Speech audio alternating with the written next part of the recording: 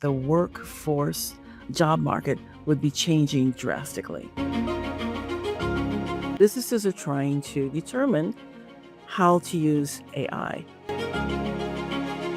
Your biggest challenge is going to be how to stay viable in the future. Over 50% of workers plan on seeking out a new role this year.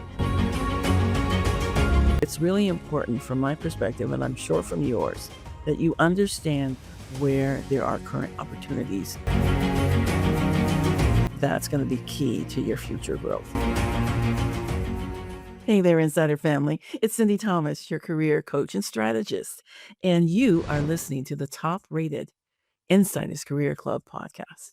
Today, I'm going to be sharing the second half of America's top fastest growing jobs in the U.S. We're going to start at number 11. Part one of this took us from 1 to 10. So if you have not heard that, please go back and listen because there's some great jobs in there. Okay, and with that in mind, let's get started. So we already know from listening to the first part of this series that the World Economic Forum warned in 2003 that the workforce job market would be changing drastically. And truly, unless you've been under a rock for the last number of years, you know and you have seen some of these changes that have happened in the world of work. You may have even been affected by it. So the changes are happening because businesses are trying to determine how to use AI within their current business structures. Now, I know that they understand they need to make some changes.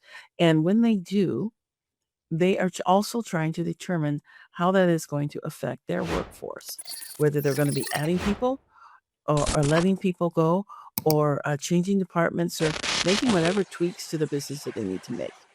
As a career professional, your biggest challenge is going to be how to stay viable in the future. And so one of the best ways to do that is to stay as informed as possible as you possibly can.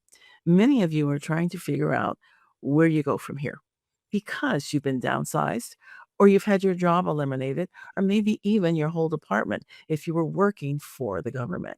So let's just move on to one other point I want to share with you. This information that I am giving you today comes from LinkedIn's research, okay? Over 50% of workers plan on seeking out a new role this year. That's according to LinkedIn's data. But a lot of you are unsure exactly how to do that. And so it's really important from my perspective, and I'm sure from yours, that you understand where there are current opportunities. That's going to be key to your future growth. So let's get started.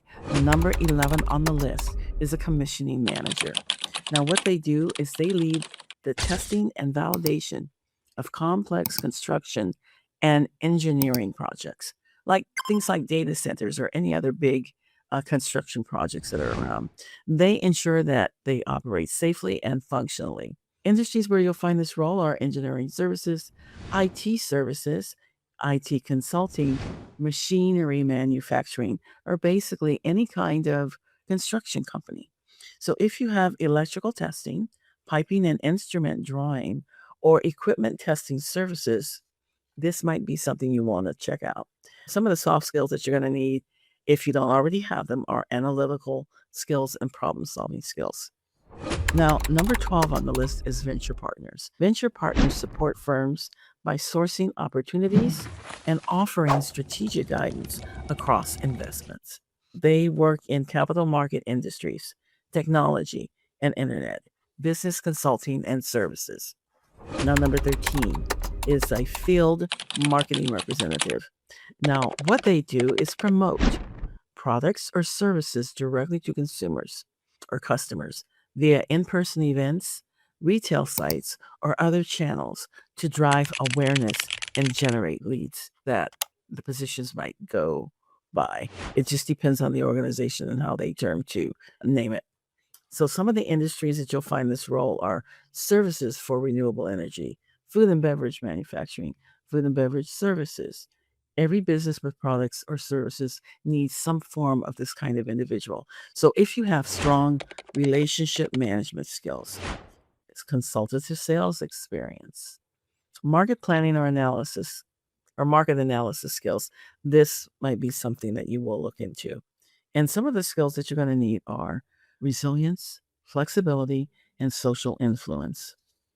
Now, next up on the list at 14 is a fundraising officer. Now, if you've been around not for profits, and most of us have had some kind of experience with them, you know that fundraising officers are found in not for profit organizations.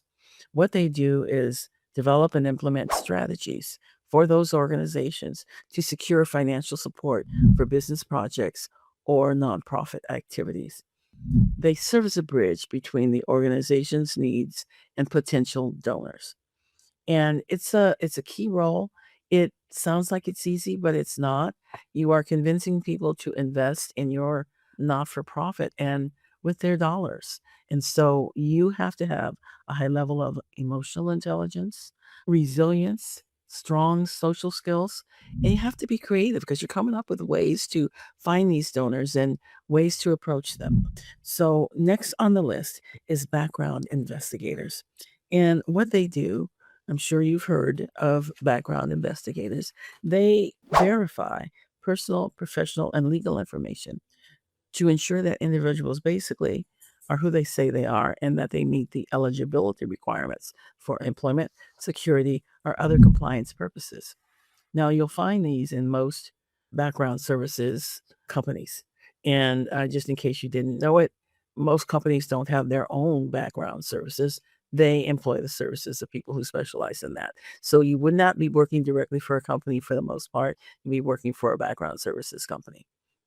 So if you've done background checks, private investigations, general investigations, check this out, okay? You need strong analytical skills. Attention to detail is also needed for a role of this type. Now, number 16 on our list is business development executives. Now, these are high level positions. It's not like a senior salesperson, a field salesperson. These business development executives truly are executives. They identify growth opportunities and build strategic partnerships for businesses, and they drive revenue growth through new clients and revenue streams. Now, the industries that you'll find these in are not for profit organizations, tech and internet, research services. But I know that there are other businesses that have this kind of a role. And when I was working in pharmaceutical companies for the last 13 years, we had business development executives. And they are at a high level. They're generally at a VP level. They are interacting with C suite executives. So this is a very senior type position. Some of the common experience that you'll need for this kind of a role is sales management, customer relationship management is the big one, or inbound lead generation. But remember, again, this is experience at a very high level as you are dealing with higher levels of management. You need good analytical skills. You need to be creative, be able to solve problems, and have strong social influencing skills. Number 17 on the list, data technicians. And what they do is install, maintain, and troubleshoot computer servers, storage systems, or other hardware to ensure reliable data center operations.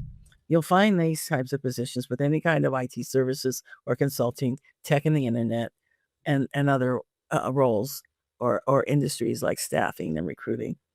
This would be a good transition for people that have been in data infrastructure, data operations, or have cabling experience. Number 18 on the list is travel advisors, but this is an option for people that have travel planning experience. And the industries will be travel arrangements, hospitality, technology, and the internet. I do want to spend time on this next role. It is a psychiatric nurse practitioner. Now, what they do is they assess and diagnose mental health conditions. They manage treatment plans and provide ongoing therapeutic care for patients. Now, we all know nurses. Nurses go to school, they get their BS or BA degree, whatever it is. It's probably a Bachelor of Science, but they are, their degree, they're college educated individuals. These individuals have a little more experience in that, it may be 1 or 2 more years to become a nurse practitioner. And the reason for that is because they are diagnosing, in essence, taking the place of a doctor. So they have more experience, and are credentialed. These individuals are working with psychiatric care patients. And so that's a different twist.